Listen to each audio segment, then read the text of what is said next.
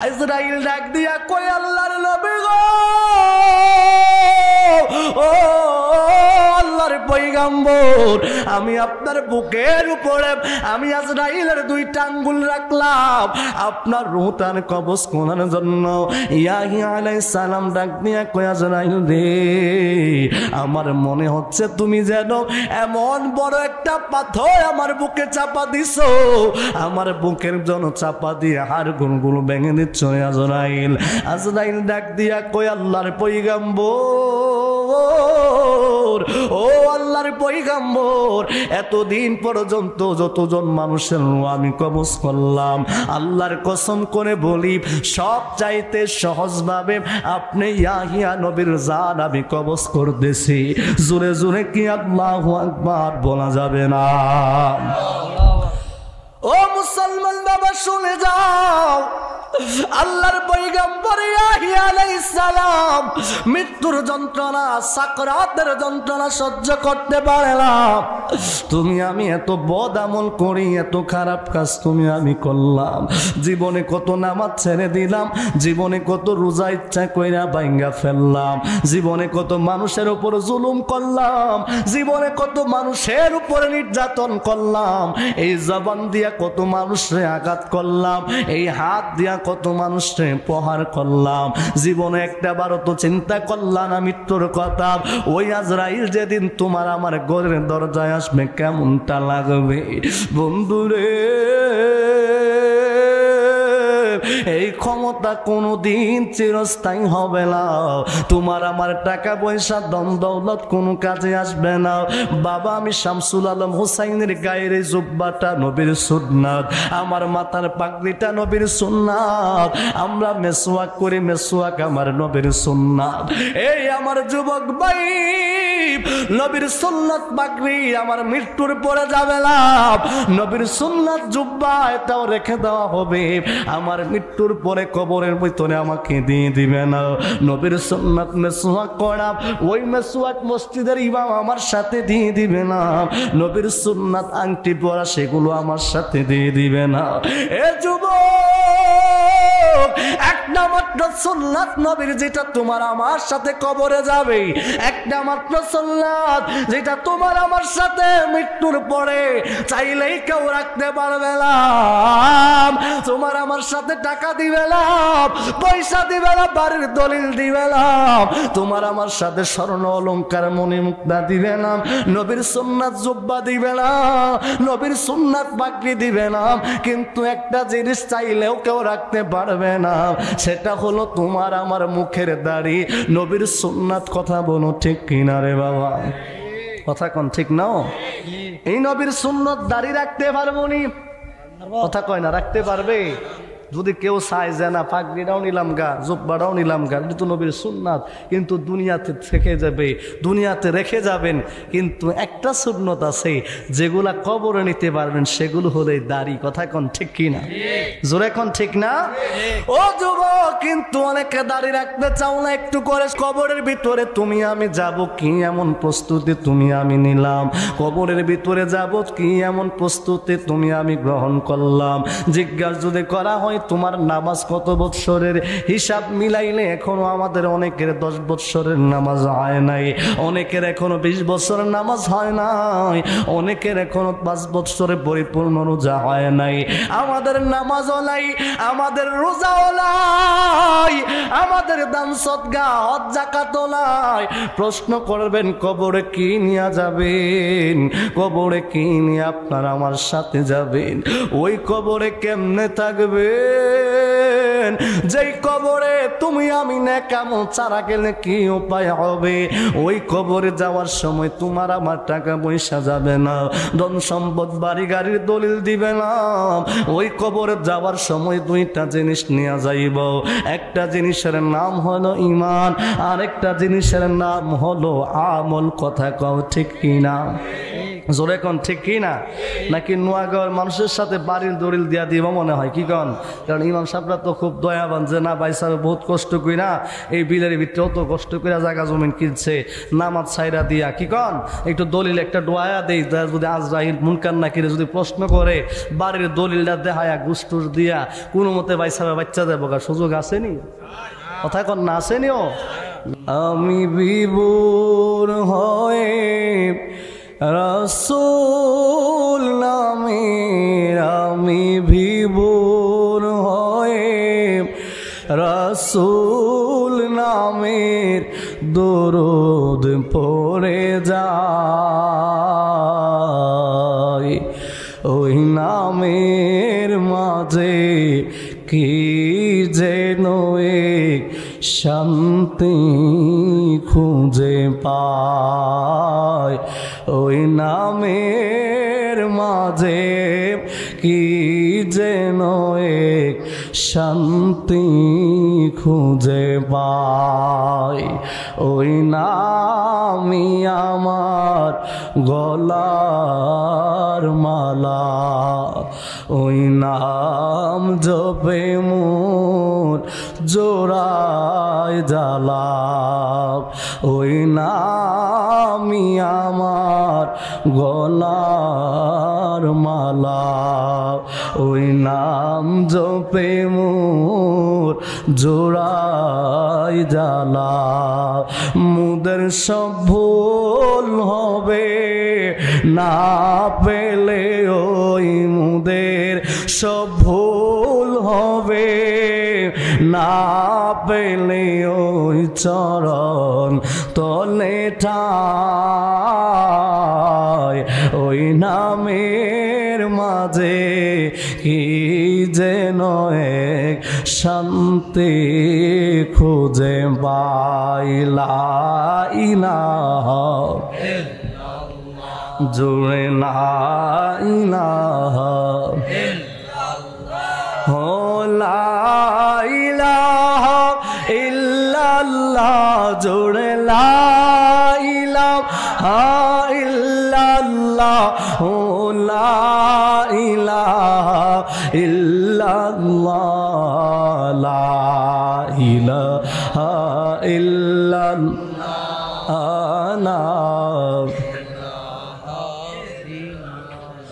মৌলা আদম হাওয়া বানাইয়া জান্নাতে রাখিলা, মৌলা আদম হাওয়া বানাইয়া গো জান্নাতে রাখিয়া।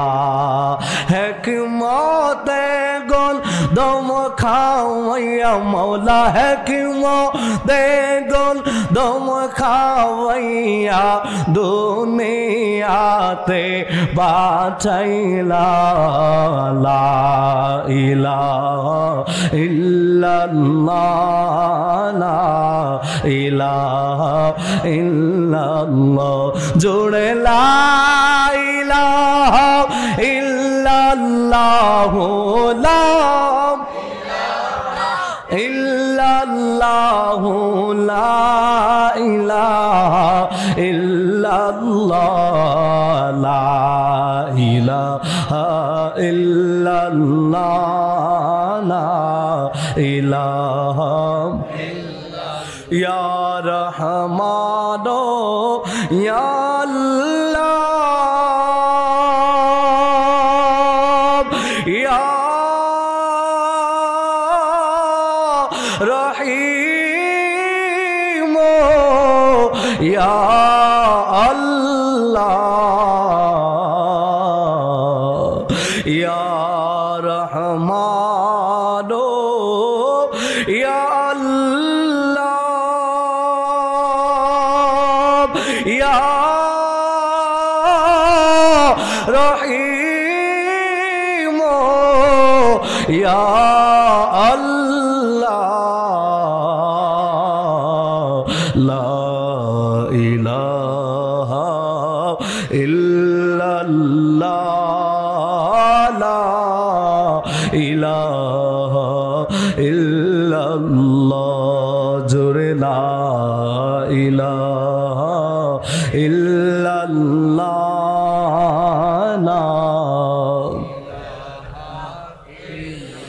লা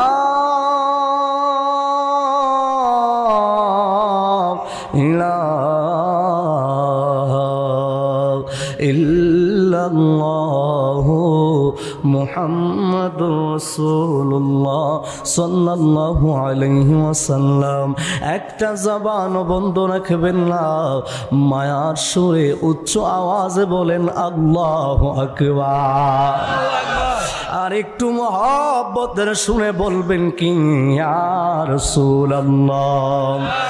বাবারা, বন্ধুরা আমার, ও আমার আব্বু জেনাব, জবানটা খুলে দে মহব্বত নিয়ে, প্রেম ভালোবাসা নিয়ে। আসুন সবাই একসাথে মা শুনে আমার আল্লাহ রাব্বুল আলামিনের ইসমে জাতে জিকির করব। আল্লাহ আল্লাহ আল্লাহ আল্লাহ আল্লাহ আল্লাহ আল্লাহ আল্লাহ আল্লাহ আল্লাহ আল্লাহ আল্লাহ আল্লাহ আল্লাহ আল্লাহ আল্লাহ আল্লাহ আল্লাহ আল্লাহ। জবান খুলে আল্লাহ আল্লাহ আল্লাহ আল্লাহ। তোমার মদন দদ দেখে না আই গো এলাহি, তোমার মত দদ দেখে না ভাই মারহাবা। আল্লাহ আল্লাহ আল্লাহ আল্লাহ। তোমার মদন দদ দেখে না আই গো এলাহি, তোমার মদন দদ দেখে না ভাই মারহাবা। আল্লাহ আল্লাহ আল্লাহ এলাহি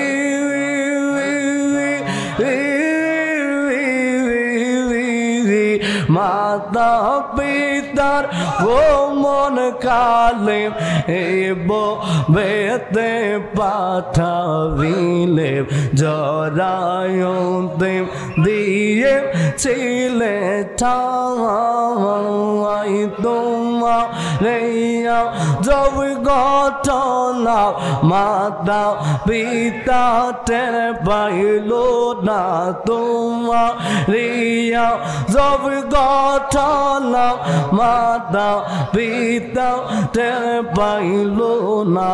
তুমি আল্লাহ কুল মালিক সাবা আই গো এলাহি, তোমার মত দদ দেখেও না ভাই মারহাবা। আল্লাহ আল্লাহ আল্লাহ আল্লাহ আল্লাহ আল্লাহ।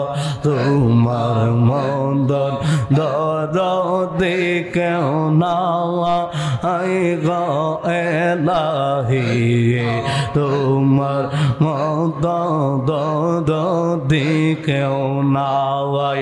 আল্লাহ আল্লাহ আল্লাহ আল্লাহ। আপনার জন্য বানায়াছে গো আল্লাহ সারা দুনিয়া গো, নবী নবী আপনে নবী লম্বিয়া। আল্লাহ আল্লাহ আল্লাহ আল্লাহ আল্লাহ আল্লাহ আল্লাহ। নবী আপনে সাইয়্যিদুল আম্বিয়া মারহাবা।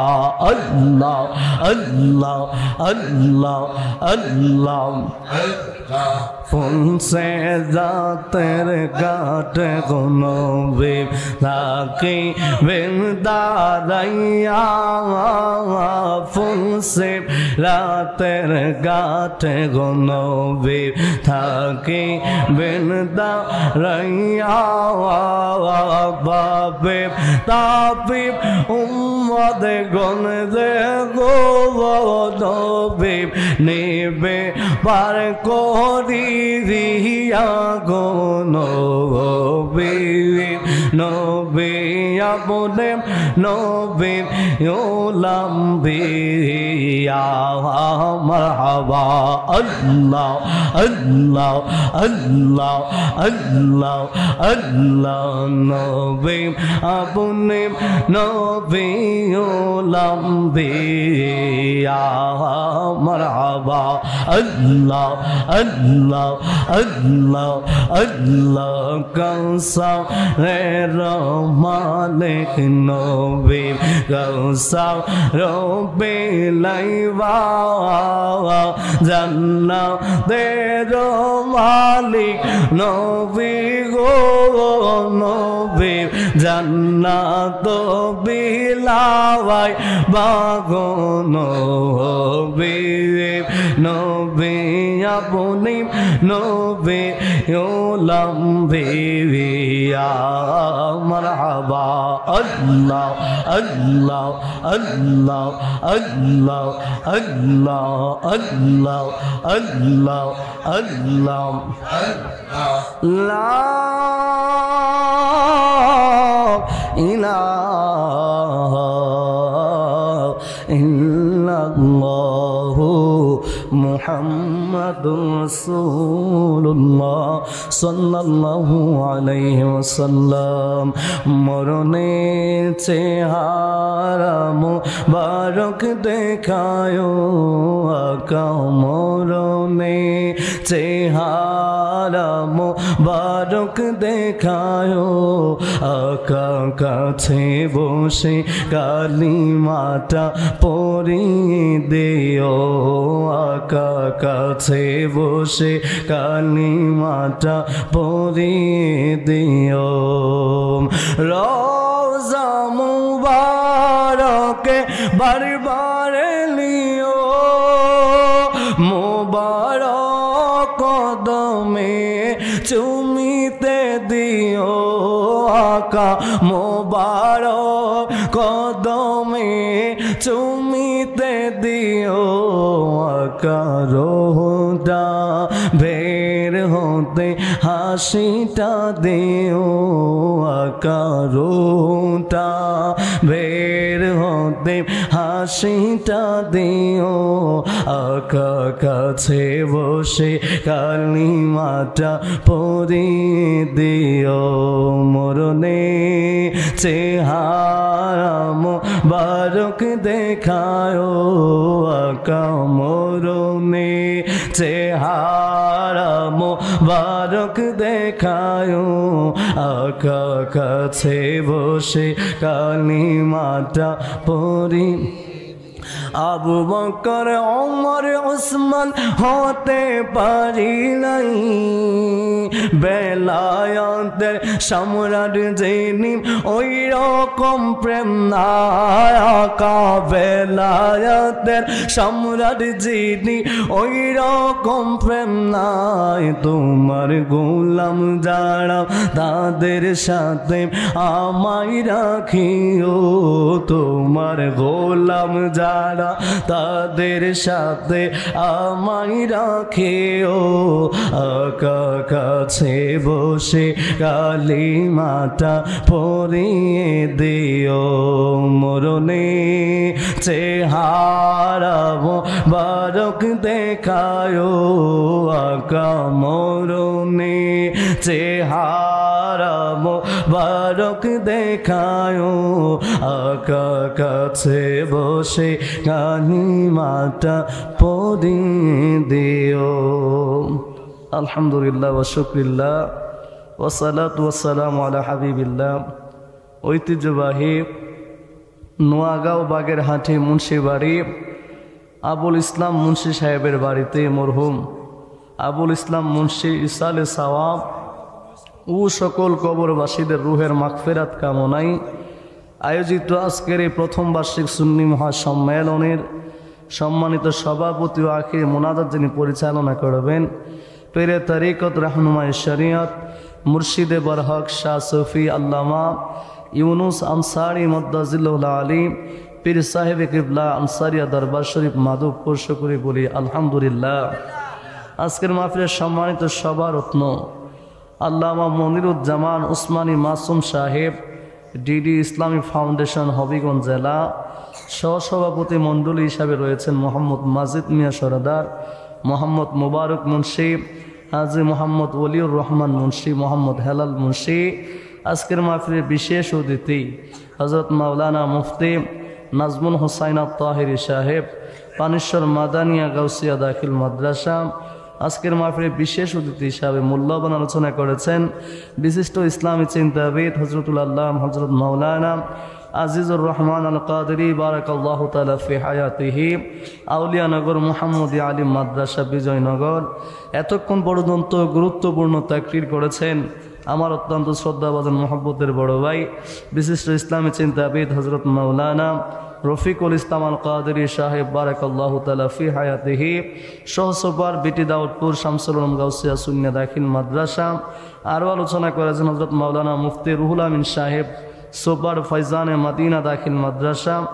আমন্ত্রিত উলামায়ে কেরাম হিসেবে অনেকেই রয়েছেন হযরত মাওলানা মুফতি সাদ্দাম হোসেন সাহেব, হযরত মাওলানা জাহাঙ্গীর আলম সাহেব, হযরত মাওলানা কারি মোহাম্মদ তৈয়ব আলী সাহেব খতিব, সতরপুর সরকারপাড়া জামে মসজিদ, হযরত মাওলানা মুফতি হাফেজ মঈনুল ইসলাম জিলানী সাহেব, হযরত মাওলানা আনোয়ার হোসেন সাহেব, মাওলানা কারি মুজাহিদুল ইসলাম সাহেব, মশিউর রহমান সাহেব নোয়াগাঁও, ইমরানুল হক মৃদা সাহেব নোয়াগাঁও।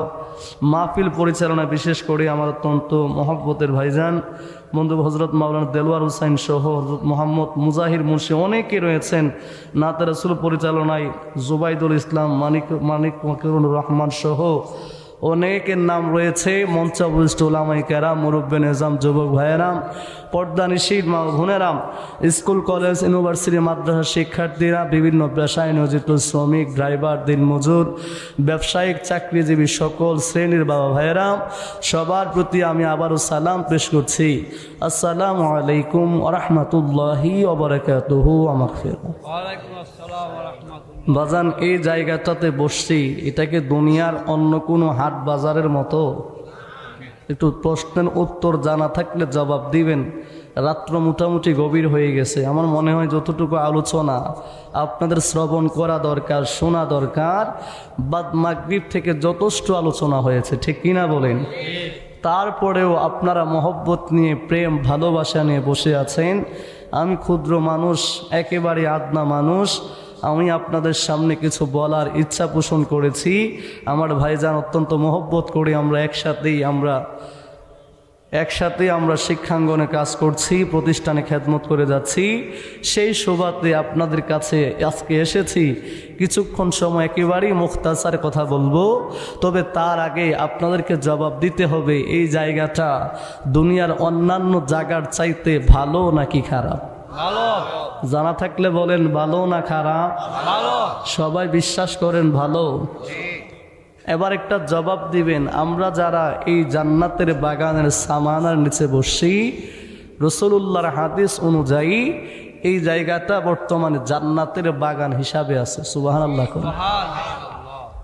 এমনকি এই জান্নাতের বাগানের চতুর্পাশে আল্লাহর রহমতের ফেরেশতারা বেষ্টনী দিয়ে একজনের কাঁধে আরেকজনে দাঁড়িয়ে দাঁড়িয়ে রব্বে করিমের কাছে প্রার্থনা করে, মাওলা, তোমার বান্দারা জান্নাতের বাগানে সেই মাগরিবের পরে ঢুকলো, জান্নাতে তো কোনো মানুষ গুনাহ নিয়ে যাইতে পারে না। তোমার নবী বললেন জান্নাতের বাগান, তারা যখন যায় তখন তাদের গুনাহগুলো আমাদের কাঁধের মধ্যে তুমি চাপায়া দিলা। এই গুনার ভার, ওজন আমরা সহ্য করতে পারি না মাওলা, তুমি কি তাদেরকে ক্ষমা করে দিতে পারো না? আমার আল্লাহ কই, তোমরা সাক্ষী হয়ে যাও, আমার বান্দা জান্নাতের বাগানে যদি খালেস নিয়ত নিয়ে ইখলাসের সাথে আমি আল্লাহর কাছে যদি গুনাহ ক্ষমার জন্য এসে থাকে, আমি আল্লাহ সুবহানাহু ওয়া তাআলা এই জান্নাতের বাগান থেকে বের হওয়ার সময় বান্দার আমল নামায় গুনাহ দিয়ে দিব না, অর্থাৎ নেক দ্বারা পরিবর্তন করে দিব। সুবহানাল্লাহ। এবার জবাব দিবেন, এই জায়গাটা কি আদবের জায়গা না বেয়াদবের জায়গা? আদবের জায়গা।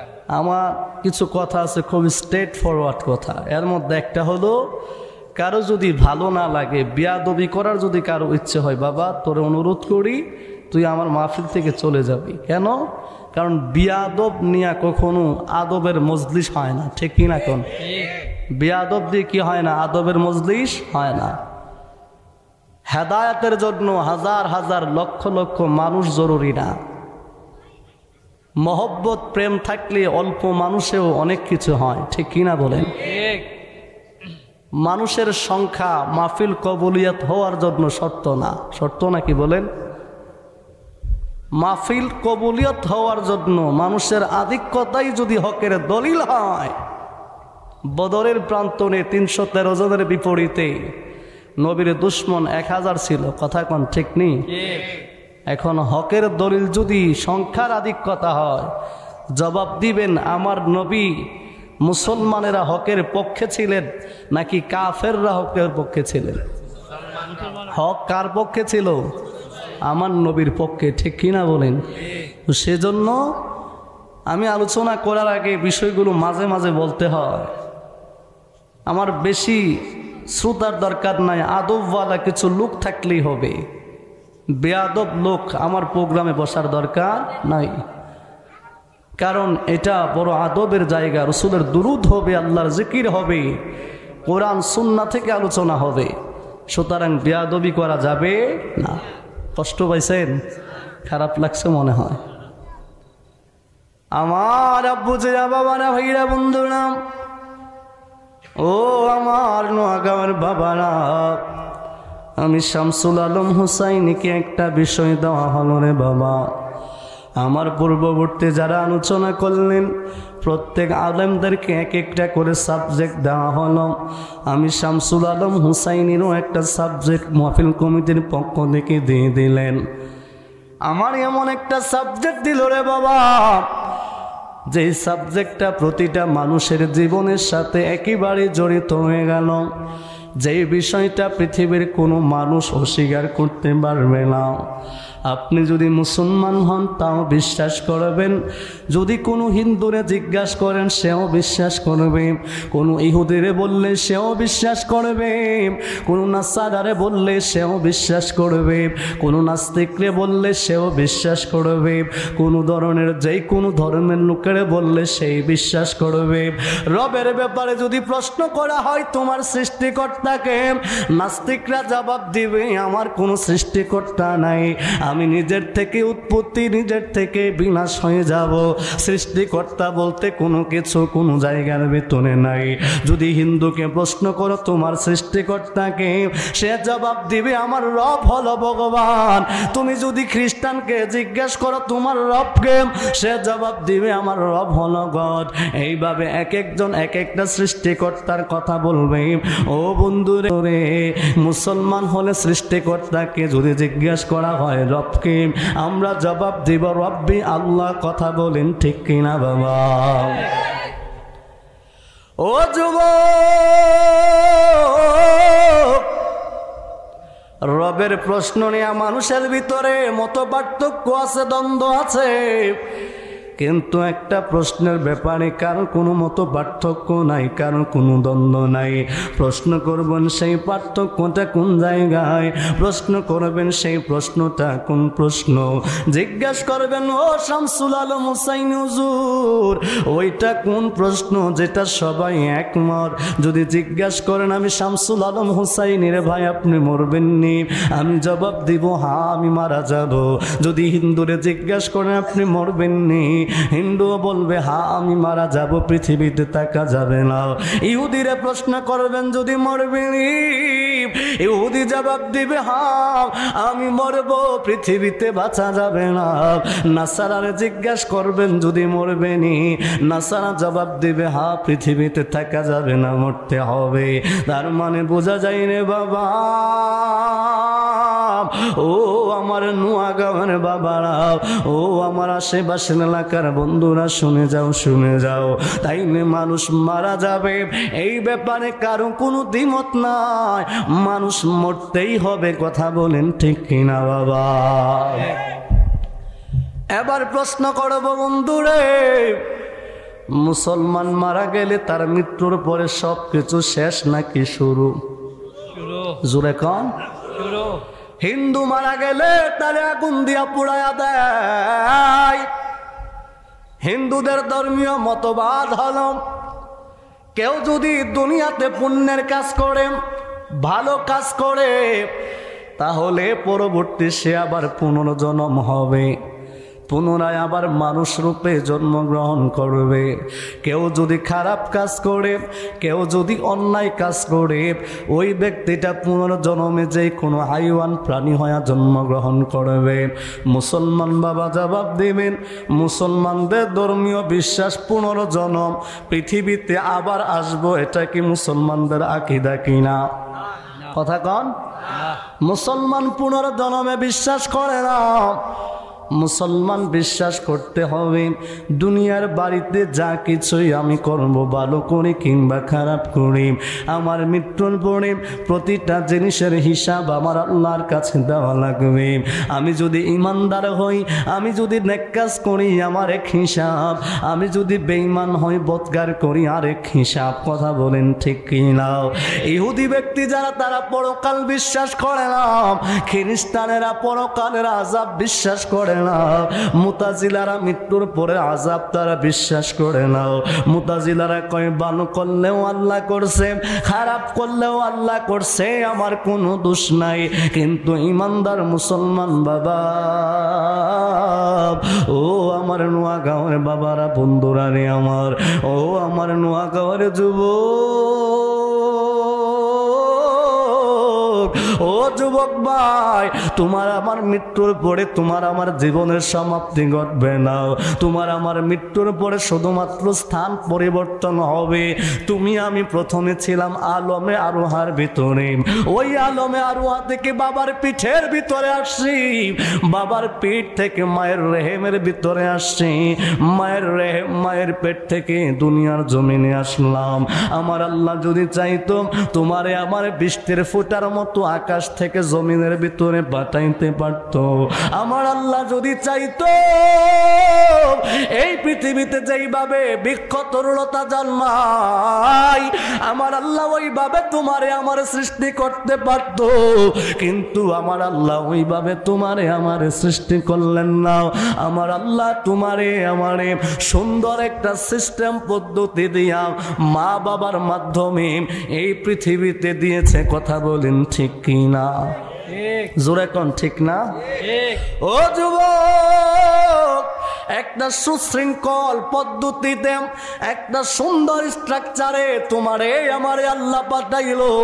প্রশ্ন করবানি নিজের একটা দিন জিজ্ঞাসা করলাম না, ছিলাম আলমে আরোহায়, আসলাম বাবার পিঠের ভিতরে, আসলাম মায়ের পেটের ভিতরে। প্রশ্ন করা হলে মায়ের পেটটা তো মাত্র 1 হাত জায়গা নাই, 1 থেকে 1.5 ফুট জায়গার ভিতরে তুমি আমি সন্তান কত আরামে ছিলাম, তোমার আমার কোনো কষ্ট হয় নাই। ওই মায়ের পেটে খাবারের চিন্তা করতে হয় নাই, ওই মায়ের পেটে তোমার আমার টাকার চিন্তা ছিল না, ওই মায়ের পেটে তোমার আমার ধন সম্পদের চিন্তা ছিল না।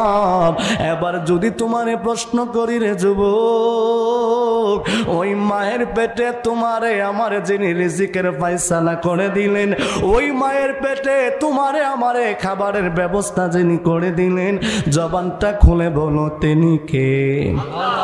আরো জবান খুলে বলেন আল্লাহ। 2টা হাত তুলে উচ্চ আওয়াজে বলেন আল্লাহ। এ যুবক, মায়ের পেটে থাকা অবস্থায় খাবারের চিন্তা করতে হয় না, মায়ের পেটে থাকা অবস্থায় রিজিকের চিন্তা করতে হয় না, টাকার চিন্তা করতে হয় না। ওই মায়ের পেটে যিনি খাবার দিতে পারে, তুমি যদি ওই মালিকের গোলামি করো, ওই মালিকের পথ মত অনুযায়ী চলো, বলো দেখি পৃথিবীর জমিনে ওই রব, ওই মালিক তোমারে আমারে রিজিক দিতে পারে কি পারে না? আর একটু জবান খুলে বলতে হবে পারে কি পারে না? কিন্তু আমরা বিশ্বাস করি মনে মনে, কিন্তু মানি না। বলবেন কেমনে মানি না? যদি আমরা বিশ্বাস পরিপূর্ণ আমার রবের উপরে থাকতো, তাইলে আমরা রবের গোলামি করতাম। যদি বিশ্বাস আমার মালিকের উপরে পরিপূর্ণ থাকতো, আমরা অবৈধ পথে ইনকাম করতাম না, আমরা সুদ খাইতাম না, আমরা ঘুষ খাইতাম না, আমরা পরের জমিন দখল করতাম না, আমরা টেন্ডারবাজি করতাম না, আমরা আমরা মানুষ হত্যা করতাম না, আমরা ডাকাতি করতাম না, আমরা চুরি করতাম না, ছিনতাই করতাম না, এক ভাই আরেক ভাইরে ঠকাইতে পারতাম না, এতিম সন্তানগুলার চাচা হয়ে ঠকাইতে পারতাম না। কিন্তু দেখা যায় আমাদের ভিতরে চুরি আছে, আমাদের ভিতরে ডাকাতি আছে, আমাদের ভিতরে ছিনতাই আছে, আমাদের ভিতরে সুদ আছে, আমাদের ভিতরে ঘুষ আছে, আমাদের ভিতরে মানুষ ঠকানো আছে, আমাদের ভিতরে ওজনে কম দেওয়া আছে, আমাদের ভিতরে অবৈধ টাকা গ্রহণ করার ইচ্ছাও আছে। কথা কোন ঠিক কিনা? জোরে বলেন ঠিক কিনা? প্রশ্ন করবেন এতগুলো বিষয় কেন আছে? জবাব একটা, আপনি আমি মরণের কথা ভুলে গেছি। কথা কোন ঠিক কিনা? আর একটু জোরে কোন ঠিক কিনা বাবা? আমি মরে গেলে আমায় তোমরা বইলা যায় না, আমি মরে গেলে আমায় তোমরা বইলা যায় না, ডানে বামে মাটি আমার মাটির বিছানা, ডানে বামে মাটি আমার মাটির বিছানা, আমি মরে গেলে আমায় তোরা বইলা যায় না, আমি মরে গেলে আমায় তোমরা বইলা যায় না, ডানে বামে মাটি আমার মাটির বিছানা, ডানে বামে মাটি আমার মাটির বিছানা। বাবা টাকা পয়সা বাড়ি গাড়ি যাহা করেছি সব কিছু ফালাইয়া আমি একা যাইতেছি, এই বুঝলাম এই দুনিয়ায় কেহ আপন না, হায় হায় এই বুঝলাম এই দুনিয়ায় কেহ আপন না, ডানে বামে মাটি আমার মাটির বিছানা, ডানে বামে মাটি আমার মাটির বিছানা, আমি মরে গেলে আমায় তোমরা বইলা যায় না, আমি মরে গেলে আমায় তোমরা বইলা যায় না, ডানে বামে মাটি আমার মাটির বিছানা। বাবারে ও আমার নোয়াগাঁওয়ের বাবারা, বলতেছিলাম তাই নেই, আমাদের ভিতরে সুদও আছে, আমাদের ভিতরে ঘুষও আছে রে বাবা, আমাদের ভিতরে নেশাও আছে, আমাদের ভিতরে মদ গাঁজা কোনো কিছুর কমতি নাই, আমাদের ভিতরে সব কিছু আছে, কিন্তু যেটা আমাদের ভিতরে থাকার কথা ওইটা নাই রে বাবা। বলবেন কি থাকার কথা?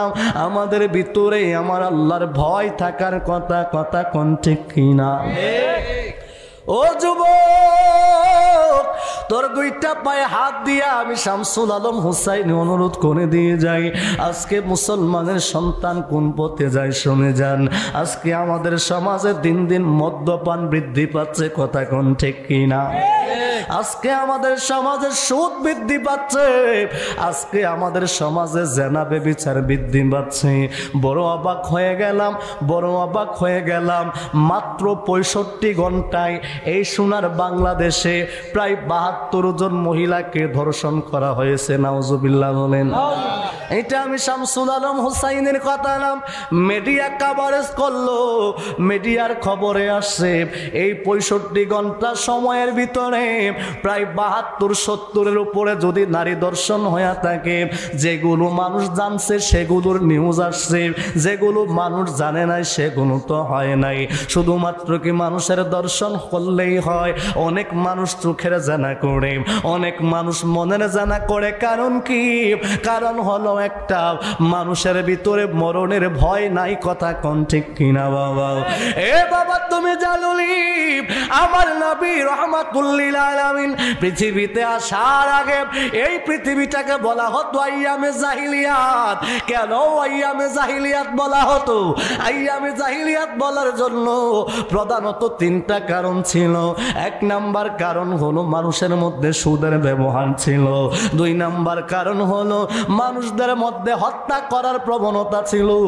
3 নাম্বার কারণ হলো মানুষের ভিতরে জানা বেবিচার ছিল, মানুষের ভিতরে জানা ছিল, সুদ ছিল, মদপান ছিল, মানুষদেরকে হত্যা করার প্রবণতা ছিল। এই 4টা কারণে ওই যুগটারে আইয়ামে জাহিলিয়াত বলা হতো। নবী আসার আগে এই যুগটা আইয়ামে জাহিলিয়াত ছিল, যেই যুগে মানুষদেরকে টাকার জন্য হত্যা করা হতো, মানুষের ধন সম্পদ লুটতরাজ করা হতো। ও আমার নোয়াগাঁওয়ের বাবারা জবাব দিবেন, রিসেন্টলি সাম্প্রতিক কালে বাংলাদেশের বিভিন্ন জায়গায়, বিভিন্ন শহরে, বিভিন্ন ডিস্ট্রিক্টে প্রতিনিয়ত রাতের আধারে মানুষদেরকে অস্ত্র ঠেকায়া ডাকাতি হয় কি হয় না? কথা কোন হইতাছে না বাজার?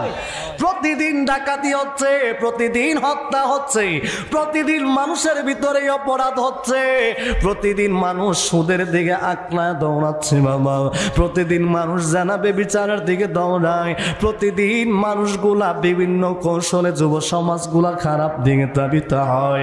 যুব সমাজ কেউ মদ পান করে, কেউ ইয়াবা সেবন করে।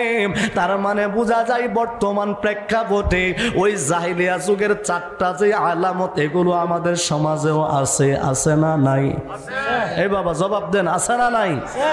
যদি 4টা স্বভাব বৈশিষ্ট্য যদি আমাদের ভিতরে থাকে, কিন্তু মুসলমানের সন্তান হিসাবে, আমরা মুসলমান হিসাবে তো এই স্বভাবগুলো থাকার কথা না।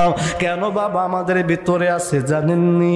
কারণ হলো একটা, আমরা যে মারা যাব ওই মৃত্যুর কথাটা বলে গেছি, ঠিক কিনা কন? জোরে কোন ঠিক কিনা? মৃত্যুর কথা ভুলে গেছি, কিন্তু আমার আল্লাহ মৃত্যুর কথা আমাদেরকে স্মরণ করায়। আমার আল্লাহ রাব্বুল আলামিন কয়, ইয়া আইয়ুহাল্লাযীনা আমানু তাকুল্লাহ হাক্কা তুকাতিহি ওয়া লা তামুতুন্না ইল্লা ওয়া আনতুম মুসলিমুন। আমার আল্লাহ কয়, ওরে ঈমানদার, ও বিশ্বাসের দলেরা, ইত্তাকুল্লাহ, আমি আল্লাহরে ভয় করো, হাক্কা তুকাতিহি, ভয় করার মতো ভয় করো, ওয়া লা তামুতুন্না, তোমরা মৃত্যুবরণ করিও না, ইল্লা ওয়া আনতুম মুসলিমুন, যতক্ষণ পর্যন্ত আত্মসমর্পণকারী না হইবা। বাবা মৃত্যুর ভয়টা কেমন ভয় জানুনি? মৃত্যুর ভয়টা কেমন ভয় একটু করে শুনে যাও। আমার নবীর দরবারে সাহাবীরা প্রশ্ন করে, ইয়া রাসূলুল্লাহ, ও মায়ার নবী, নূরের নবী গো, আমার মৃত্যুটা কেমন হবে? ইয়া রাসূলুল্লাহ, মৃত্যুর আযাব কেমন হবে? আমার নবী জবাব দেন, সাহাবীরা রে, বদগারের মৃত্যুর আযাব কেমন হবে শুনে যাও। জীবন্ত অবস্থায় একটা বকটির চামড়া যদি টেনে টেনে যদি খোলা হয়, তার যতটা না কষ্ট হবে, একটা বদগারের মৃত্যু তার চাইতে আরো 70 গুণ বেশি কষ্ট হবে। জোরে জোরে কি আল্লাহু আকবার বলা যাবে না? এ যুবক, পৃথিবীতে কোন মানুষের মৃত্যু ইচ্ছায় হয় নাই, কিন্তু আল্লাহর একজন পয়গম্বর আছে যার নাম হলো হযরত ইয়াহিয়া আলাইহিস সালাম। ওই ইয়াহিয়া আলাইহিস সালামের মৃত্যু ওনার ইচ্ছায় হলো। বলেন কেমনে হলো? ইয়াহিয়া আলাইহিস সালাম উনি আল্লাহর এমন একজন পয়গম্বর ছিলেন, ইয়াহিয়া নবী আমার আল্লাহর জিকির করে, আমার আল্লাহর বন্দি করে, আল্লাহর ইবাদত করে। ইয়াহিয়া আলাইহিস সালামের ইবাদতে আমার আল্লাহ বড় খুশি, আমার আল্লাহ বড় সন্তুষ্ট হয়ে গেলেন। আল্লাহর ফেরেশতারা ডাক দিয়া কয়, আল্লাহ গো, আল্লাহ গো, আল্লাহ গো, ও রব্বুল আলামিন, আপনার বন্ধু ইয়াহিয়া আপনারা তো ইবাদত করে, আপনার বন্দেগী করে, আপনার গোলামি করে গো আল্লাহ। ও আল্লাহ, আপনার বন্ধুর সাথে আমরা সাক্ষাৎ করতে চাই। ও বাবারে বন্ধু রে, ইয়াহিয়া আলাইহিস সালামের সাথে হযরত জিবরাইল সাক্ষাৎ করলেন।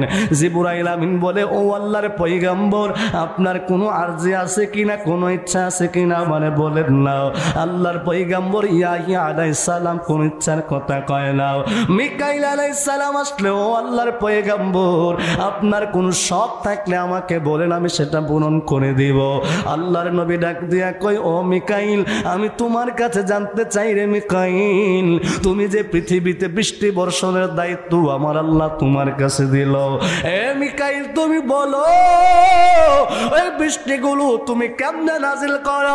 মিকাইল আলাইহিস সালাম কই, ও আল্লাহর পয়গম্বর, কোন এলাকাতে বৃষ্টি লাগবে আর কোন এলাকাতে বৃষ্টি লাগবে না, এর জন্য আমার আল্লাহ চমৎকার ভাবে একটা স্ট্রাকচার তৈরি করে রেখেছেন। সুবহানাল্লাহ। কোন জিজ্ঞাসা করবেন কে স্ট্রাকচার? আমার দয়ার নবী, মায়ার নবী, রাহমাতুল লিল আলামিন, ইবনে মাজাহ শরীফের হাদিস।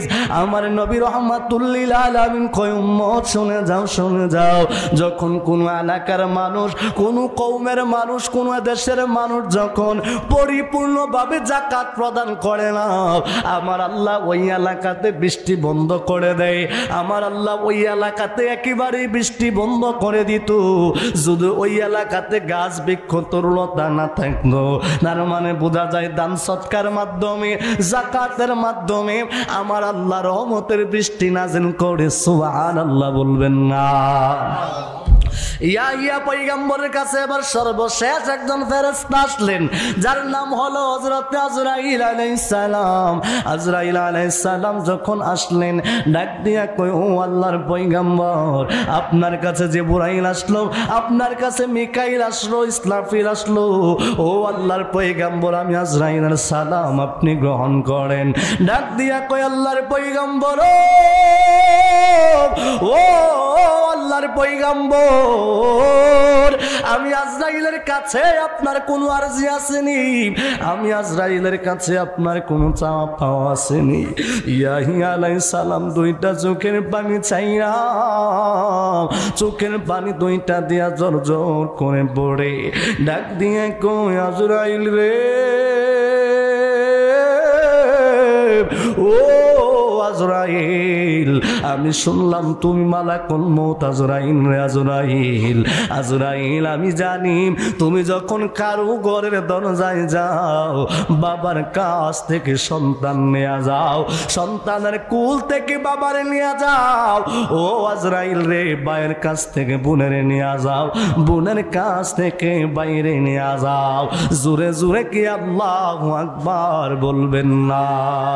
জিন্দেগি তোর যাই রে ফাঁকি দিয়া রে সোনার আদম, জিন্দেগি তোর যাই ফাঁকি দিয়া, ও আদম রে, পাখি দরিয়া গেছে দাড়ি, দন্ত আছে গোটা চারি, সমঞ্জারি হয়াছে করিয়া রে সোনার আদম, জিন্দেগি তোর যাই ফাঁকি দিয়া, জিন্দেগি তোর যাই রে ফাঁকি দিয়া রে সোনার আদম, জিন্দেগি তোর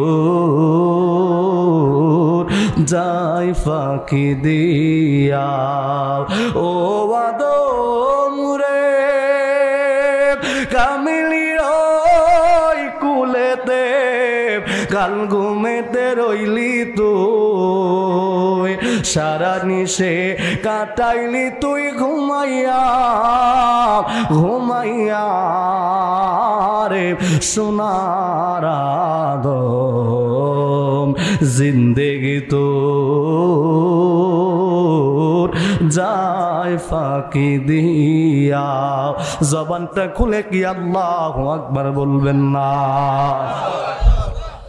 আল্লাহর পয়গম্বর ইয়াহিয়া আলাইহিস সালাম, আল্লাহর পয়গম্বর ডাক দিয়া কয়, আজরাইল, তুমি তো মানুষের বাড়িতে এমনি এমনি আসো না, এ আজরাইল, তুমি আসলে তো কাউরে খালি রাইখা যাও না। আজরাইল রে, তুমি যেই বাড়িতে যাও মানুষের কান্না শুরু হয়ে যায়, কারণ বাবার কোল থেকে আদরের সন্তান তুমি কেড়ে নিয়ে যাও।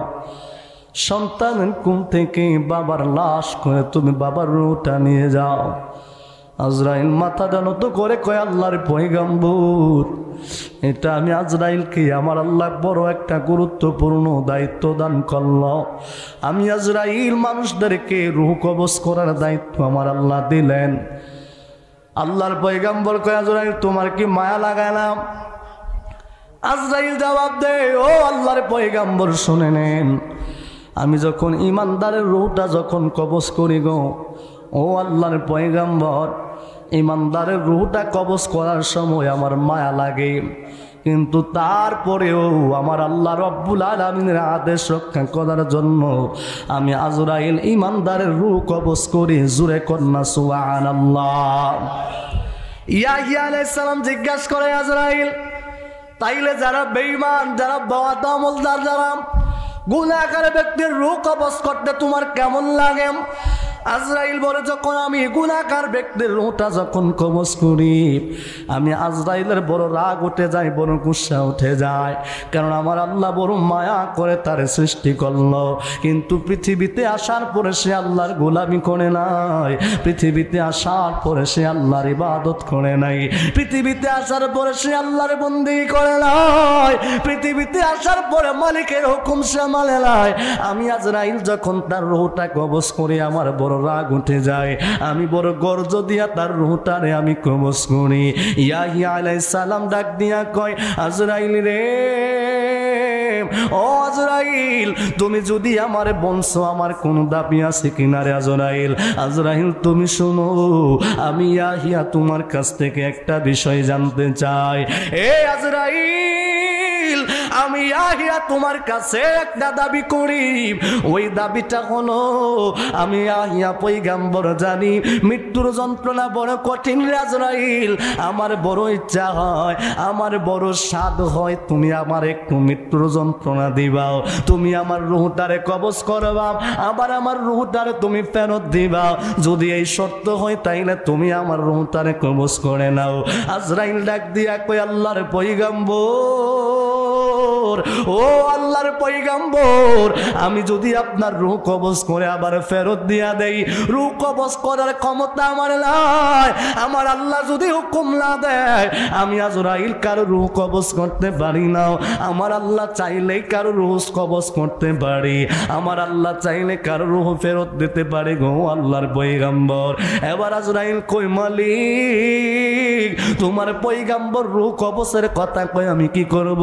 আমার আল্লাহ কয়, ও আজরাইল রে, আমার ইয়াহইয়া তাকদীরের ভিতরে আমি আল্লাহ এইভাবে লিখে দিয়েছিলাম। জোরে জোরে কি আল্লাহু আকবার বলবেন না? বাবা একটু মনোযোগ, শেষ করে দিব সংক্ষিপ্ত ভাবে। ইয়াহইয়া নবীকে আমার আল্লাহ ডাক দিয়া কয়, ও ইয়াহইয়া, তাইলে তুমি মৃত্যুর জন্য প্রস্তুতি নিয়ে নাও, তোমার রূহ কবজ করা হবে। ইয়াহইয়া ডাক দিয়া কয়, আজরাইল রে, আমি তোমার কাছে একটা আরজি করি, তোমার কাছে একটা আবদার করি রে আজরাইল। এ আজরাইল, পৃথিবীর সব চাইতে সহজ ভাবে তুমি আমার রূহটা কবজ করবাও। আজরাইল আলাইহিস সালাম এবার ইয়াহইয়া নবীর বুকের উপরে একটু করে দুইটা আঙ্গুল ছেড়ে দিলেন। ইয়াহইয়া নবী আবার ডাক দিয়া কয়, আজরাইল, ও আজরাইল রে, তুমি আমার বুকের উপরে কি চাপা দিলাও? আজরাইল ডাক দিয়া কয়, আল্লাহর নবী গো, ও আল্লাহর পয়গম্বর, আমি আপনার বুকের উপরে আমি আজরাইলের দুইটা আঙ্গুল রাখলাম আপনার রূহটার কবজ করার জন্য। ইয়াহইয়া আলাইহিস সালাম ডাক দিয়া কয়, আজরাইল রে, আমার মনে হচ্ছে তুমি যেন এমন বড় একটা পাথর আমার বুকে চাপা দিছো, আমার বুকের জন্য চাপা দিয়ে হাড় গুলো ভেঙে দিচ্ছ আজরাইল। আজরাইল ডাক দিয়া কয়, আল্লাহর পয়গম্বর, ও আল্লাহর পয়গম্বর, এতদিন পর্যন্ত যতজন মানুষের আমি কবজ করলাম, আল্লাহর কসম করে বলি সব চাইতে সহজ ভাবে আপনি ইয়াহইয়া নবীর জান আমি কবজ করতেছি। জোরে জোরে কি আল্লাহু আকবার বলা যাবে না? ও মুসলমান বাবা শুনে যাও, আল্লাহর পয়গম্বর ইয়াহিয়া আলাইহিস সালাম মৃত্যুর যন্ত্রণা, সাকরাতের যন্ত্রণা সহ্য করতে পারে না। তুমি আমি এত বদ আমল করি, এত খারাপ কাজ তুমি আমি করলাম, জীবনে কত নামাজ ছেড়ে দিলাম, জীবনে কত রোজা ইচ্ছা কইরা ভাঙ্গা ফেললাম, জীবনে কত মানুষের উপর জুলুম করলাম, জীবনে কত মানুষের উপরে নির্যাতন করলাম, এই জবান দিয়া কত মানুষে আঘাত করলাম, এই হাত দিয়া কত মানুষে প্রহার করলাম, জীবনে একটা বারও তো চিন্তা করলাম না মৃত্যুর কথা। ওই আজরাইল যেদিন তোমার আমার ঘরের দরজায় আসবে কেমনটা লাগবে বন্ধুরে। এই ক্ষমতা কোনোদিন চিরস্থায়ী হবে না, তোমার আমার টাকা পয়সা ধন দৌলত কোনো কাজে আসবে না। বাবা আমি শামসুল আলম হুসাইনের গায়ের এই জুব্বাটা নবীর সুন্নাত, আমার মাথার পাগড়িটা নবীর সুন্নাত, আমরা মেসওয়াক করি, মেসওয়াক আমার নবীর সুন্নাত। এই আমার যুবক ভাই, নবীর সুন্নাত পাগড়ি আমার মৃত্যুর পরে যাবে না, নবীর সুন্নাত জুব্বা এটাও রেখে দেওয়া হবে, আমার মৃত্যুর পরে কবরের ভিতরে আমাকে দিয়ে দিবে না। নবীর সুন্নাত মেসওয়াক করা, ওই মেসওয়াক মসজিদের ইমাম আমার সাথে দিয়ে দিবে না, নবীর সুন্নাত আংটি পরা সেগুলো আমার সাথে দিয়ে দিবে না। এ যুবক, একটা মাত্র সুন্নাত নবীর যেটা তোমার আমার সাথে কবরে যাবে, একটা মাত্র সুন্নাত যেটা তোমার আমার সাথে মৃত্যুর পরে চাইলেই কেউ রাখতে পারবে না। তোমার আমার সাথে টাকা দিবে না, পয়সা দিবে না, বাড়ির দলিল দিবে না, তোমার আমার সাথে স্বর্ণ অলংকার মণি মুক্তা দিবে না, নবীর সুন্নাত জুব্বা দিবে না, নবীর সুন্নাত পাগড়ি দিবে না, কিন্তু একটা জিনিস চাইলেও কেউ রাখতে পারবে না, সেটা হলো তোমার আমার মুখের দাড়ি। নবীর সুন্নাত, কথা বলো ঠিক কিনা রে বাবা? কথা কোন ঠিক নাও? এই নবীর সুন্নাত দাড়ি রাখতে পারবো নি? কথা কয় না, রাখতে পারবে? যদি কেউ চায় যে না পাগড়িটাও নিলাম গা, জুব্বাটাও নিলাম গা, এটা তো নবীর সুন্নাত, কিন্তু দুনিয়াতে থেকে যাবে, দুনিয়াতে রেখে যাবেন, কিন্তু একটা সুন্নত আছে যেগুলা কবরে নিতে পারবেন, সেগুলো হলো দাড়ি। কথা কোন ঠিক কিনা? জোরে কোন ঠিক না? ও যুবক, কিন্তু অনেকে দাড়ি রাখতে চাও না, একটু করে কবরের ভিতরে তুমি আমি যাব কি এমন প্রস্তুতি তুমি আমি নিলাম, কবরের ভিতরে যাব কি এমন প্রস্তুতি তুমি আমি গ্রহণ করলাম। জিজ্ঞাসা যদি করা হয় তোমার নামাজ কত বৎসরের, হিসাব মিলাইলে এখনো আমাদের অনেকের 10 বৎসরের নামাজ হয় নাই, অনেকের এখনো 20 বছরের নামাজ হয় নাই, অনেকের এখনো 5 বৎসরে পরিপূর্ণ রোজা হয় নাই। আমাদের নামাজও নাই, আমাদের রোজাও নাই, আমাদের দান সদকা হজ যাকাতও নাই। প্রশ্ন করবেন কবরে কি নিয়ে যাবেন, কবরে কি নিয়ে আপনার আমার সাথে যাবেন, ওই কবরে কেমনে থাকবে? যেই কবরে তুমি আমি নেকামল ছাড়া গেলে কি উপায় হবে? ওই কবরে যাওয়ার সময় তোমার আমার টাকা পয়সা যাবে না, ধন সম্পদ বাড়ি গাড়ির দলিল দিবে না। ওই কবরে যাওয়ার সময় দুইটা জিনিস নিয়ে যাইব, একটা জিনিসের নাম হলো ঈমান, আরেকটা জিনিসের নাম হলো আমল। কথা কও ঠিক কিনা? জোরে কোন ঠিক কিনা? নাকি নোয়াগাঁওয়ের মানুষের সাথে বাড়ির দলিল দিয়া দিব মনে হয়? কি কন? কারণ ইমাম সাহেবরা তো খুব দয়াবান, যে না ভাই সাহেব বহুত কষ্ট করি না, এই বিলের ভিতরেও তো কষ্ট করে জায়গা জমিন কিনছে, নামাজ ছাইরা দিয়া কি কন একটু দলিল একটা ডোয়া দেই, যদি আজরাইল মুনকার নাকিরে যদি প্রশ্ন করে বাড়ির দলিলটা দেখায়া গুস্টুস দিয়া কোনো মতে ভাই সাহেব বাচ্চা দেবো, সুযোগ আসেনি? কথা কন না, আসেনিও নাই না? তো যে বেটা ঘুষ খাইতে খাইতে খাইতে খাইতে ফেটটারে এমনি জাম্বুরের মতন বড় করতেছে, আর তার সোহে তারা জিগাইলে কিরে তোর ফাউডি দেহস, তুই দেখি কেমনে দেহস, ও সামনে আগাইলে দেখি আরে বরাবর দাঁড়াইলে আর দেখি না। কথা কোন ঠিক না? আসেনি এমন? কথা কন আসেনি? বাজারের বড় বড় মাছ কিনা কিন্তু বন্ধ নাই ভাই সাহেব। আচ্ছা কোন ভাই সাহেব, এই যে ঘুষের টাকা দিয়া, সুদের টাকা দিয়া এই যে এত ধন সম্পদ করতেছেন ভাই সাহেব, মরার পরে এই ধন সম্পদ কোন কাজে আইবনি? কথা কন আইবনি? একটা কাজে আইব ভাই সাহেব? কাজে আইতো না? কেটা কইছে? উপকারে আইতো না, কিন্তু কাজে আইব ভাই সাহেব। ধন সম্পদ কি আইতো না, উপকারে আইতো না, তো একটা কাজও আইব। জাহান্নামের লাকড়ি বানানোর জন্য, আপনাকে আমাকে জাহান্নামে পোড়ানোর জন্য এই দুনিয়ার সুদের টাকাই যথেষ্ট, ঠিক কি না কম? এই দুনিয়ার ঘুষের টাকাই যথেষ্ট, কথা বলেন ঠিক কি না? আজকে সমাজে সুদ এমন হারে বাড়তেছে, মনে হচ্ছে যেন এটা সব চাইতে বড় নিয়ামত, কথা কন ঠিক না? ও আপনারা আওয়াজ শুরু হয়ে গেছে, সুদের ওয়াজ করেন না, কি কন? ওই যে সিলেট জায়গার নাম কইলে আপনারা চিনবেন, গেলাম সুদের ওয়াজ করার কারণে। মোটামুটি আমরা এখন তো নাই আলহামদুলিল্লাহ। আমার পাশে বসা ছিল বাম পাশে সভাপতি মসজিদের ইমাম সাহেব, ইনি বিলে সুদ খায়, আমি তো আর জানি না। সাবজেক্ট আমার দেশে সুদের ওয়াজ করতাম, উইট্টই চেঁচা দেওয়া শুরু করছি। অন ভাই সাহেব আপনার লরে বাই মাছের মতন হলে গুইতায় কিতারিতে গুইতায় কেড়ে, এটা তো আর আমি বুঝি না ঘটনা কিতা। আমি ভাবছি ভাই সাহেবের মনে কোনো সমস্যা আছে, আপনি যে কুতাকুতি লাগাইছে কতকার পরে ওরে ওমা গো ঠাউর এটা ওই ঠাউর এটা ওই ইবলিশ ইয়ান ওই বোয়া। তো ইবলিশ বইলে তো আগুন ধরবই, কথা কোন ঠিক না? ইবলিশ বইলে আগুন ধরবেই। আপনার রাগ করতেছে মনে হয়। বর্তমানে সুদের ওয়াজ সমাজে করা যায় না। মাহফিল কমিটি কয় হুজুর সুদের ওয়াজ কইরেন না। কই কেন? কই প্রধান অতিথি 20,000 টাকা দিছে, ওনার ব্যবসাটা ইন্টারেস্টের ব্যবসা। ভাবছে হুজুর ইংরেজি জানে না। হুজুরে কি জানে না? ইংরেজি ইন্টারেস্ট মানে যে সুদ, এটা আমরা ভালো করেই জানি, কথা কোন ঠিক কিনা? কিন্তু গ্রামের সাধারণ মানুষ সুদের কথা বলে ওমা করতে সুদ খা, ইন্টারেস্ট করলে ওমা না জানে কি ভালো জিনিস খা, কথা কোন ঠিক কিনা? কথা কোন ঠিক না? সুদ খাইলে কয়তো সুদ খা, আর ইন্টারেস্টের কথা বলে না জানে কি ভালো জিনিস খা। আরে ইন্টারেস্ট জানে কেমন, যদি একবার হাইতারতাম, কথা কোন এমন আছে না অনেকে যে বেড়া ইংরেজি বোঝে না, তারে কইলে ইন্টারেস্ট জানে কি জিনিস, যদি একবার হাইতারতাম, কথা কোন ঠিক কিনা? আমরা মুরব্বীদের মুখে শুনছি, আগে যখন কোনো পশু পাখি বিশেষ করে গরু বা কোনো কিছুর পা যখন কেটে যেত অথবা ওইগুলার মতন কিরা পড়তো, ফুক যখন পড়তো, তখন মানুষ কইতো 7 জন সুদখোরের নাম লেখা এই কিরার মধ্যে বাইন্দা দিও। কো বানলে কইব, কো 7 জন সুদখোরের নাম লেখলে এই ফুকটি এমনি ফেরা যেত গা। তো চিন্তা করে দেন সুদখোরের নামের কি গুণ, ভাবার দেখছেন দিও, কথা কোন না? পাওয়ারটা কি দেখছেন নি? হ্যাঁ, নাম লেখা দিল ভাই সাহেব কি কামটা হয়েছে, আর অহন বেড়া ওষুধ দিয়েও বালা করুন জানা, কথা কোন ঠিক কিনা? চাচা মিশা কথা কইছি? ঠিক আছে নি কথা নাকি? ওই মুরব্বীরা কথা কয় না, ঠিক আছে নি?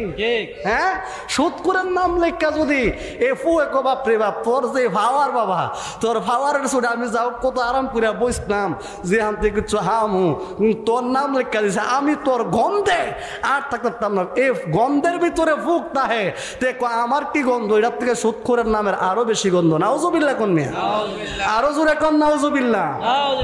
এমন সুদখোর মনো আপনারা নোয়া কাম নাই আছে? আমি তো ভাবছিলাম আপনারা এনে বুঝে নাই একবারে। হ্যাঁ,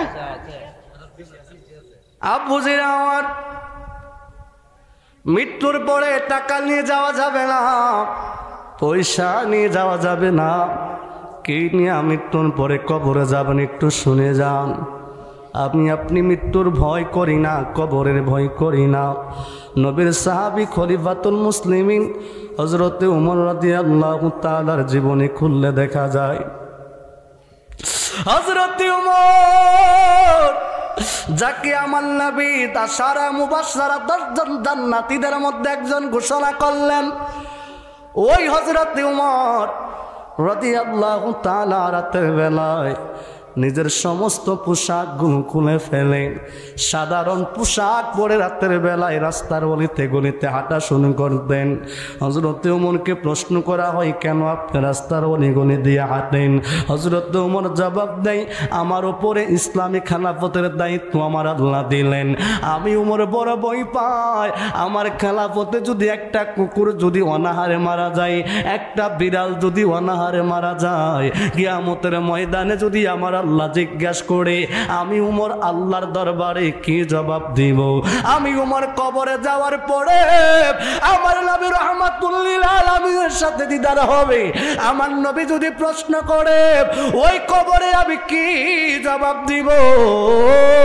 হযরতে উমর যিনি জান্নাতি মানুষ হিসাবে পৃথিবীতে আমার নবী ঘোষণা দিলেন, হযরতে উমর এমন ব্যক্তি যেই ব্যক্তির বাবা আমার নবীর সাথে বেয়াদবি করার কারণে হযরত উমর বাবার মাথা কেটে ফেললেন। ওই উমর কবরের ভয়ে কাঁদে, ওই উমর হাসরের ভয়ে কাঁদে। আর আমরা সলিমুদ্দিন কলিমুদ্দিন এত বছর পরে আইসা নামাজও পড়ি না, রোজাও রাখি না, দান সৎকাও করি না, কবরের ভয়েও আমাদের একটু চোখে পানি আসে না। কথা কও ঠিক কিনা? নবীর সাহাবী উসমান রাদিয়াল্লাহু তাআলা, যাকে জিন্নুরাইন বলা হয়, হযরত উসমান রাদিয়াল্লাহু তাআলা কবরস্থানের পাশ দিয়া গেলে হযরত উসমান কাঁদতে কাঁদতে চোখের পানিগুলো দাঁড়িয়ে বেয়ে বেয়ে পড়ত। সাহাবীরা ডাক দিয়া কই, নবীর সাহাবী ও উসমান গনি জিন্নুরাইন, আমরা দেখলাম আপনি কবরস্থানের পাশে আসলে অনেক বেশি কান্না করেন কেন? হযরত উসমান রাদিয়াল্লাহু তাআলা কয়, আমার নবী বলছে আখিরাতের প্রথম স্টেশনের নাম হলো কবর। ওই কবরে যেই ব্যক্তির সাথে ভালো ব্যবহার করবে, ওই কবরের গাটিরা যেই ব্যক্তি অতিক্রম করতে পারবে, হযরত উসমান বলে আমার নূরের নবী বলছে তার বাকি স্টেশনগুলো সহজ হয়ে যাবে। জোরে জোরে কি আল্লাহু আকবার বলা যাবে না? আর একটু জবান খুলে কোন আল্লাহু আকবার। কবরে কেমনে থাকবো একা একা, তোমার বন্ধু যেন সাথী হয়ে দে দেখা। কবরে কেমনে থাকবো একা একা, তোমার বন্ধু যেন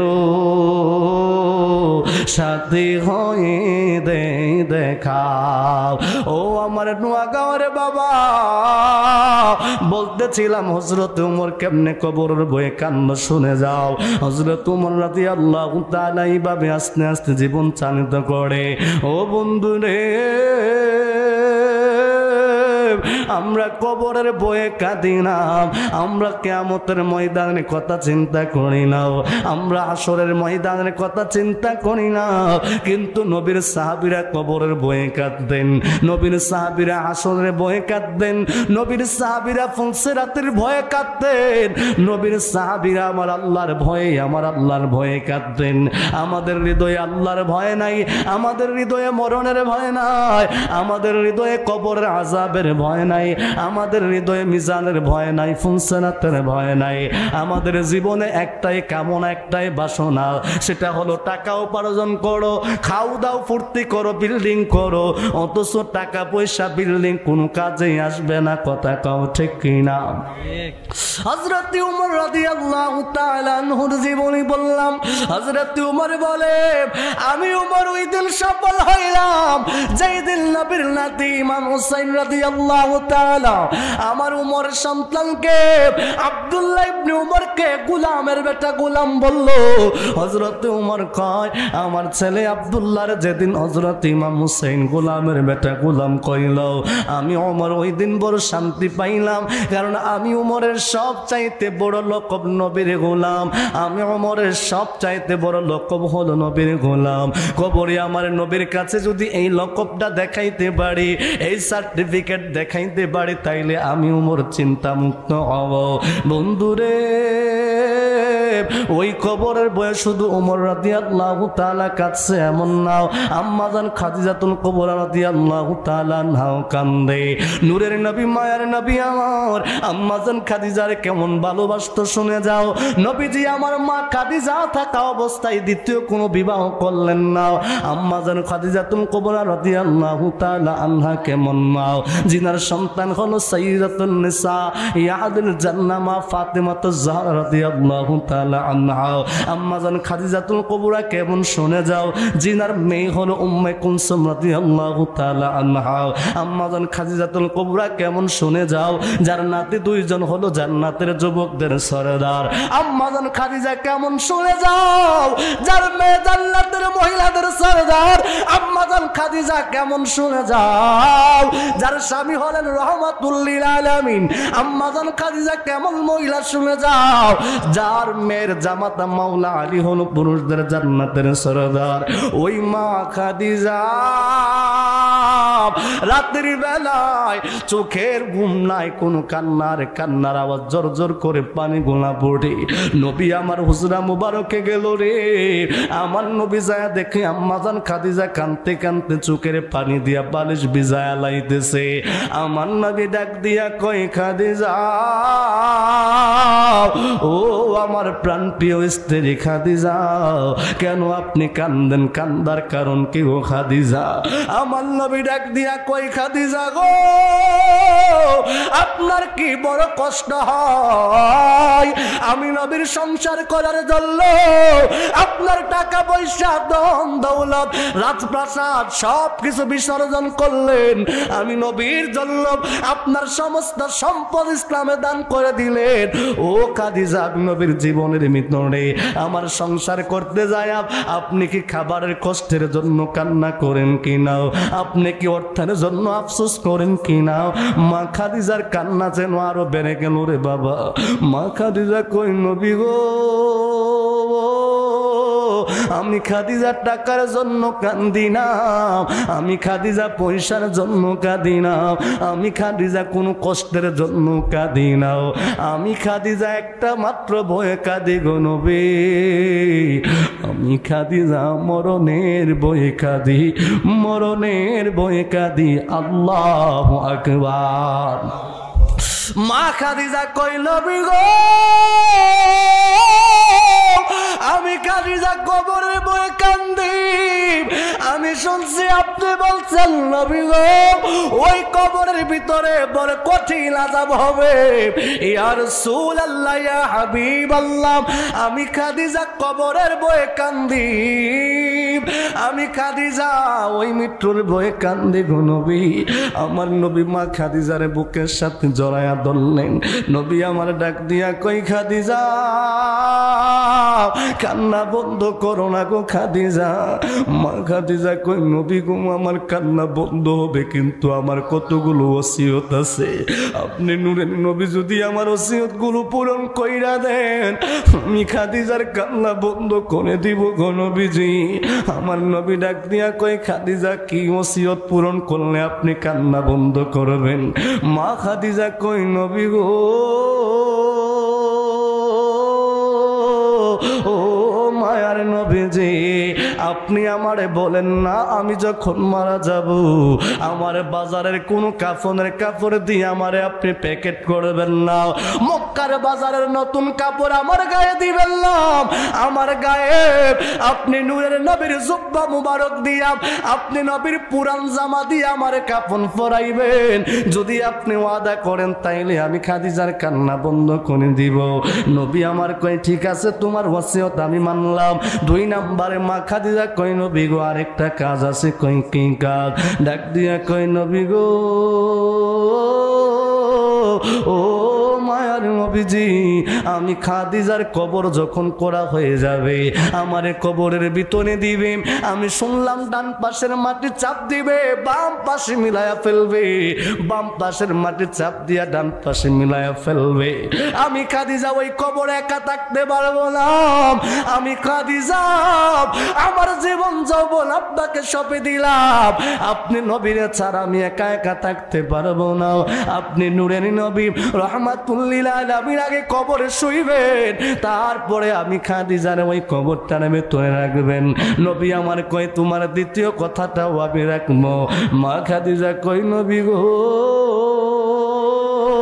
3 নাম্বার আরেকটা ওসিয়ত আছে গো নবী। ওই ওসিয়তটা হলো আমি খাদিজার কবর দেওয়ার পরে আপনি নূরের নবী বলছেন কবরে ফেরেশতারা আসবে, ওই কবরে প্রশ্ন করা হবে, আমি খাদিজা প্রশ্নের জবাব দিতে পারবো না, আমার বড় ভয় লাগে গো নবী। ইয়া রাসূলুল্লাহ, ওই কবরের প্রশ্নের জবাবগুলি আপনি নূরের নবী মায়ার নবী আমি খাদিজার পক্ষ থেকে দিয়া দিবেননি বলেন? যদি আপনি আমার প্রশ্নের জবাবগুলো দিয়া দেন তাইলে আমি খাদিজার কান্না বন্ধ হয়ে যাবে। জোরে জোরে কি আল্লাহু আকবার বলা যাবে না রে বাবা? এ দোয়া গাওয়ারে বাবা জবাব দিবেন। কবরের প্রশ্ন তিনটা হবে। মান রাব্বুকা, রবের প্রশ্ন। ওয়ামা দীনুকা, ধর্মের প্রশ্ন। রবের প্রশ্নের উত্তর কাদিয়ানীরা দিতে পারবে, রবের প্রশ্নের উত্তর মুনাফিকরা দিতে পারবে, রবের প্রশ্নের উত্তর মুতাজিলারা দিতে পারবে, রবের প্রশ্নের উত্তর নবীর দুশমনরা দিতে পারবে, রবের প্রশ্নের উত্তর ইহুদিরাও দিতে পারবে, রবের প্রশ্নের উত্তর খ্রিস্টানরাও দিতে পারবে।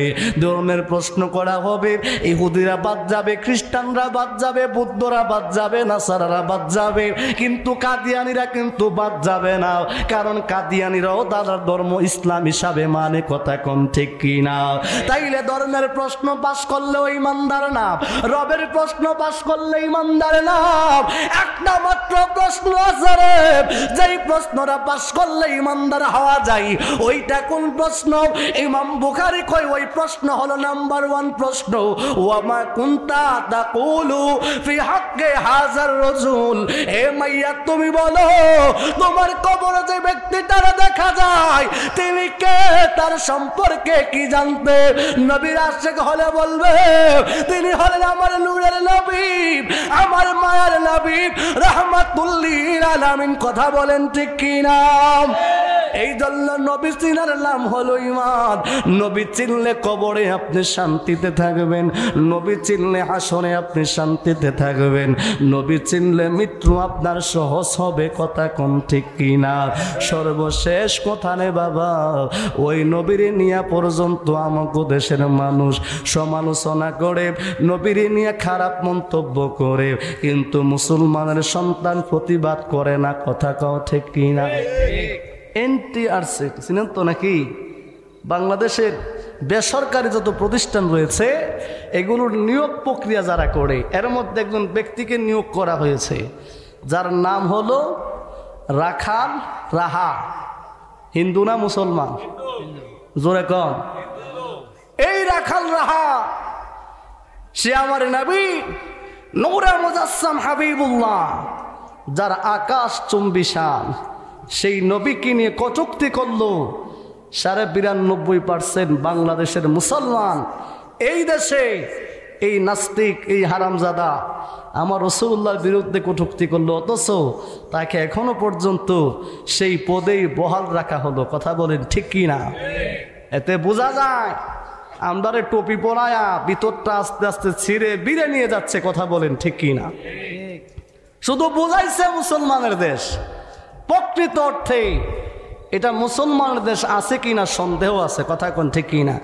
টুপি দাড়ি দেখলে ইমানদার বোঝা যায়। কই নবীর বিরুদ্ধে এত বড় তহমত দিল, এত বড় কটু কথা বললো, কটূক্তি করলো, মুসলমানের সন্তান এখনো পর্যন্ত ঘুম ভাঙে নাই। কথা কোন ঠিক কিনা?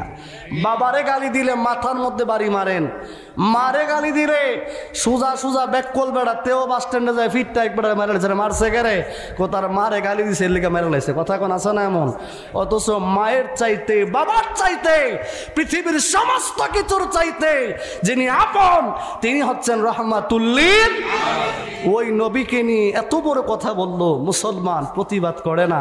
এমনিতে যার যার ব্যক্তি স্বার্থের জন্য মানব বন্ধন হয়, স্মারকলিপি দেওয়া হয়, কিন্তু এই রাখাল রাহা আমার নবীর বিরুদ্ধে কটূক্তি করলো। আমরা মুসলমান এখনো ঘরে বসে আছি, অন্তত পক্ষে ইমানি চেতনায় হলেও নিন্দা জ্ঞাপন করা উচিত। কথা বলেন ঠিক কিনা? আজকের এই নোয়াগাঁও থেকে আমরা নিন্দা জ্ঞাপন করছি, পাশাপাশি বর্তমান বাংলাদেশের অন্তর্বর্তীকালীন সরকারের কাছে আমরা বলতে চাই, এই ধরনের কুলাঙ্গার যারা আছে তাদেরকে অতি সত্ত্বের তাদের পদত্যাগ করাতে হবে। কথা বলেন ঠিক কিনা?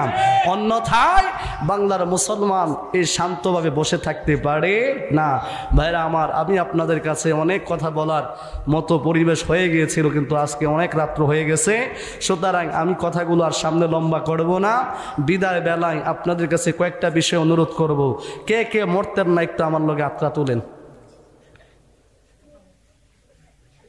সবাই মারা যাব, ঠিক না? জোরে কোন কে কে মারা যাবেন? এবার হাত তোলেন। সবাই মারা যাবেন, ঠিক না? আল্লাহু আকবার। ইয়া রাসূলুল্লাহ।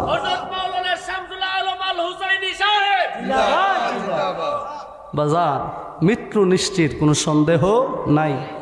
আমার যুবক ভাইয়েরা যাদের দাড়ি উঠে গেছে, ভাই তোর দুইটা পায়ে হাত দিয়ে বলি, আমার নবীর মহব্বতে দাড়িগুলো রেখে দে। মনে মনে ভাবতেই পারে হুজুর আমি যুবক মানুষ, আর তো বয়স পাম, ওই যে ৭,০০০ মতো বয়স হোক না, দাড়িটি ফাঁকবো, চুলটি ফাঁকবো, তখন মানে রাহাম চামড়াটা একটু ঢিলা হোক। যুবক তোর মতন বহু যুবক মোটর সাইকেল অ্যাক্সিডেন্ট করে মারা গেছে, কথা কোন ঠিক নিও? আরে বেড়াই গত কয়েকদিনের আগের ঘটনা, বেটার বিয়া ঠিক হয়েছে, শুক্রবারে বিয়া। যেই বিয়া দিয়া যেই বিয়ার গেট করছে বেড়া, ওই গেট দিয়া নতুন বরযাত্রী নিয়া বউ আনার কথা, কিন্তু সেই বরযাত্রী নিয়া বউ আনতে পারে নাই, বরং সাদা কাফনের কাপড় পইরা কবরস্থানে গেছে, কথা কোন ঠিক কি না? সুতরাং যুবক তোর পায়ে অনুরোধ করে বলি, আল্লাহর রাস্তে রাসূলের সুন্নাত দাড়িগুলো রেখে দে। এই দাড়িগুলো তোর জীবনের সমস্ত কাপড়, পৃথিবীতে কাপড় যা কিছু সব রেখে দিবে, কিন্তু দাড়িগুলো কেউ রাখতে পারবে না। নবী মুস্তাফার দরবারে ওই কবরে যখন প্রশ্ন করা হবে, ওমা কুনতা তাকুলু ফি হাক্কি হাযার রাসূল, ওই মুহূর্তে আমার নবীর সামনে মুস্কি হাসি দিয়ে আমার নবীর চিনতে পারবি। সুবহানাল্লাহ কোন। দুই নাম্বার কথা যুবক ভাই, তোমার কাছে অনুরোধ করি, আল্লাহর হস্তে নবীর মহব্বত সবার উপরে রাখবে। কোনো পীর, কোনো বক্তা, কোনো শায়েখ, কোনো ব্যক্তি কারো কোনো পূজা না করে আমার নবীর মহব্বত আগে জায়গা দান করো। নবীর মহব্বত যেই বক্তার ভিতরে আছে, তুমি ওই বক্তাকে নবীর মহব্বতের কারণে ভালোবাসো। নবীর মহব্বত যার ভিতরে আছে, ওই পীরকে নবীর জন্য ভালোবাসো। যেই শায়েকের অন্তরে নবীর মহব্বত আছে, ওই শায়েককে নবীর মহব্বতের জন্য ভালোবাসো। শায়েক দিয়া নবীরে চিনো না, যদি শায়েক দিয়া নবী মাপতে যাও তাহলে তোমার আমার ঈমান চলে যাবে, কথা বলেন ঠিক কি না? নাম্বার 3, আমার নবীর সবচাইতে গুরুত্বপূর্ণ শিক্ষার ভিতরে একটা শিক্ষা হলো মা বাবার খেদমত করা, কথা বলেন ঠিক কি না? জোরে বলেন ঠিক কি না? আল্লাহর রাস্তে মা বাবার খেদমত করবেন। আমার ভাই মুফতি দেলওয়ার হুসাইন আল কাদরি সাহেব আজকে ওনার বাবার রুহের মাগফিরাত এই ইসালে সাহেবের মাহফিল করেছে। কেন? কারণ বাবা পৃথিবীতে নেককার সন্তান রেখে গিয়েছেন, কথা বলেন ঠিক কি না? মৃত্যুর পরে মানুষের আমলের দরজা বন্ধ হয়ে যায়, 3টা আমলের দরজা খোলা থাকে। নাম্বার 1 সদকায়ে জারিয়া, নাম্বার 2 ওই সকল ইলম যেই ইলম মানুষের কল্যাণ করে, উপকার করে। নাম্বার 3 নাম্বার হলো নেককার সালেহ সন্তান, যেই সন্তান মা বাবার মৃত্যুর পরেও দোয়া করে। ও বাবা, আমাদের সমাজে দোয়া উঠে গেছে, বহু মসজিদে শবে বরাতের রাত্রে মাগরিবের নামাজের পরে তালা লাগাই দিছে, কথা কোন ঠিক কি না? কিন্তু এইভাবে আমাদেরকে, যুবকদেরকে, মুরব্বীদেরকে দোয়া থেকে বঞ্চিত করা হচ্ছে। এই জন্য নিজের সন্তানটারে মাদ্রাসায় পড়ায়েন। আমাদের এখানে ফয়জানে মদিনা দাখিল মাদ্রাসা আছে, আছে না নাই? কথা কোন আছে না নাই? এই মাদ্রাসায় পড়াইবেন। কেন? কারণ এই মাদ্রাসায়, সুন্নি মাদ্রাসায় পড়াইলে ছেলেটা সবে বরাত পালন করবে, আপনার জন্য কবরের পাশে দাঁড়ায় দোয়া করবে, জানাজার পরে দোয়া করবে, মিলাদ পরে দোয়া করবে। আমরা কি করি বাজান? জানাজার পরে দোয়া নাই, ফরজ নামাজের পরে দোয়া নাই, সবে বরাতে দোয়া নাই, নাই নাই নাই কিচ্ছু নাই। গোলামের ফর তুই মরে গেলে তোর জানাজারও কাম নাই, তোর হাদাইলে নিয়ে ফাইরে এমনি, কথা কোন ঠিক না? উস্তা যখন নাই তোরা ইডা কইরা কিতা করম, ইটাও তোর ফাইরে হাদাইলাই, রইদ শেষ। হেয়ালি নায়ের ভিতরে আছে, হেয়ালি কের ভিতরে আছে, নায়ের ভিতরে আছে। তো এই ধরনের নাই মাদ্রাসার ভিতরে আমরা সুন্নিরাও নাই, কথা কোন ঠিক না? কথা কোন ঠিক নেই? নবীর সুন্নাহ, নবীর তরিকা অনুযায়ী চলবো। ফয়জানে মদিনা মাদ্রাসার দিকে আপনারা নজর রাখবেন। এইভাবে এই এলাকাতে আরও যতগুলো সুন্নি প্রতিষ্ঠান আছে, প্রত্যেকটা প্রতিষ্ঠানকে ভালোবাসবেন, যেভাবে সম্ভব অর্থনৈতিকভাবে, সামাজিকভাবে, যে যেভাবে সাপোর্ট দেওয়ার সেভাবে দিবেন। আল্লাহ আমাদের সকলকে এই পথ মত অনুসরণ করার তৌফিক দান করুক। আমার কথায় যদি বাচনভঙ্গিতে কেউ কষ্ট পেয়ে থাকেন, ক্ষমা সুন্দর দৃষ্টিতে দেখবেন, আমার জন্য দোয়া করবেন, আমিও আপনাদের জন্য দোয়া করব। বিশেষ করে আমার আম্মা নাই, আমার আম্মার জন্য খাস করে দোয়া করবেন।